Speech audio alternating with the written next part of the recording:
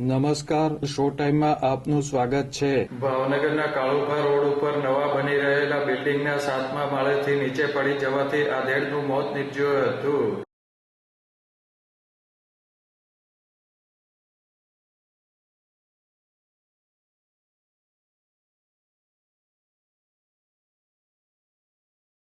ભાવનગરના કાળુભા રોડ પર આવેલ રાજ ટાવરની સામેના ભાગે નવા બની રહેલા બિલ્ડિંગમાં ચોકીદાર અને બેલદાર તરીકે કામ કરતા હકાભાઈ દાનાભાઈ બિલ્ડિંગના 7મા માળે પાણી છાંટતા હતા. તે દરમિયાન અકસ્માતે નીચે પડી ગયા હતા.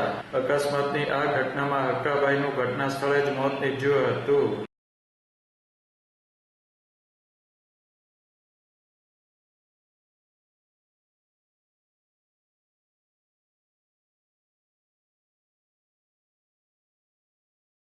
આ બનાવની જાણ થતાં 108 એમ્બ્યુલન્સ તથા પોલીસ ટીમ બનાવ સ્થળે પહોંચી હતી અને મૃતદેહને હોસ્પિટલ ખસેડ્યો હતો.